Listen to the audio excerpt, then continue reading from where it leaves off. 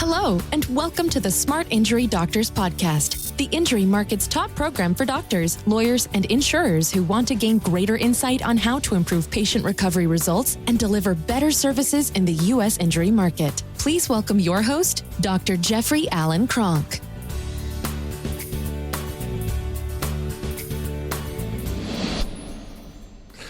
Okay, doctors, what I want to talk about today is the 5 documentation musts and how spinal kinetics or excessive motion testing fits into that.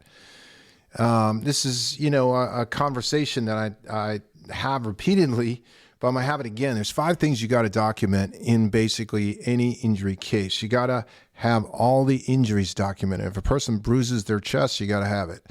If they basically have ligament damage to their neck, you got to have it. If they have ligament damage to multiple levels, you got to have it. If they've got disc herniations, you got to have it. If they got fractures, you got to have it. If they got an injury to the nerve, you got to have it. If they got an injury to the shoulder, you got to have it. If they got an injury to the knee, you got to have it. If they got a bruise on the ankle, you got to have it.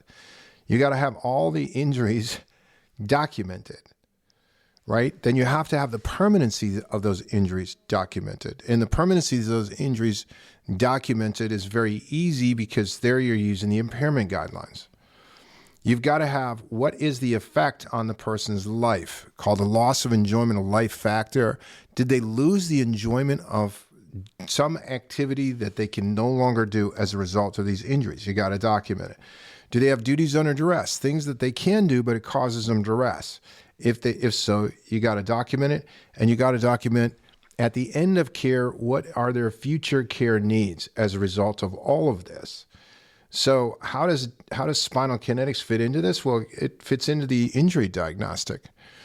The only way that you can determine the severity and location of a non-disc ligament injury or spinal instability, excessive motion that's causing a problem, is through an excessive motion test. That's how you determine it. So it fits into step 1. It also fits into step 2, which is the permanency of the condition. Ligament injuries on the spine injuries is the permanent condition. So if I fracture a bone, it's not necessarily a permanent condition.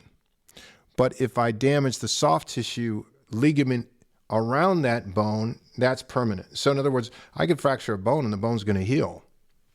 And it may heal with very good strength. Now, I'm talking more about things like long bones. I've broken bones in my leg, bones in my arm.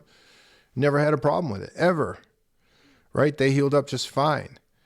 If it's the soft tissue damage that causes all the problems. So, when we're out here and we're looking at these 5 factors, that injury that causes permanency also causes the loss of enjoyment of life, or it causes the duty under duress factors that you're documenting, which then also basically dictates that there might be a higher need for future care, and it supports and substantiates that. So, there is no area here where basically spinal kinetics or excessive motion testing doesn't fit in, because remember, there's only 3 ways to damage the spine. You either broke it. Spine has just 2 tissues, bone and connective tissue. So if you didn't break it and you damaged it, you got a connective tissue issue. If you've got a connective tissue issue, the bioimaging marker for a non-disc ligament injury is excessive motion, excessive translation, or excessive angulation. The imaging biomarker for a disc herniation is herniation on MRI, and you can have combinations thereof. Remember, the disc herniation unto itself is a pre-existing condition unless you've got the other tissue damage around it, which would be consistent with a new trauma. So spinal kinetics or excessive motion testing fits into all of that.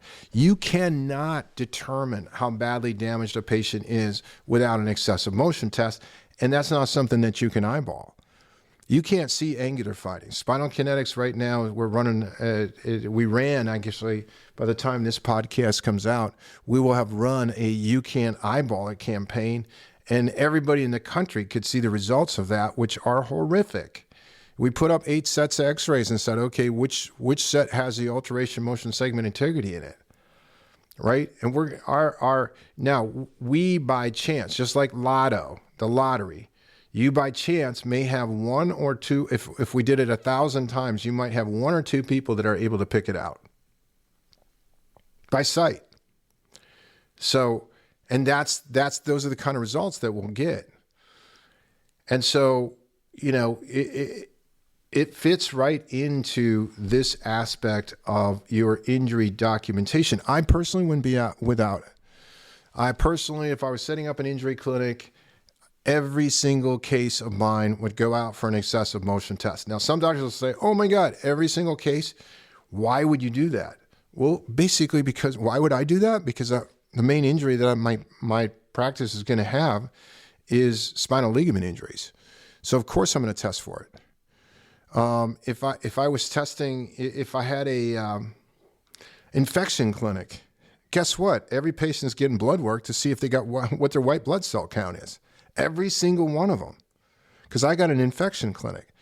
I've got a spinal injury clinic. Of course I'm going to have excessive motion tests on every single patient that comes in.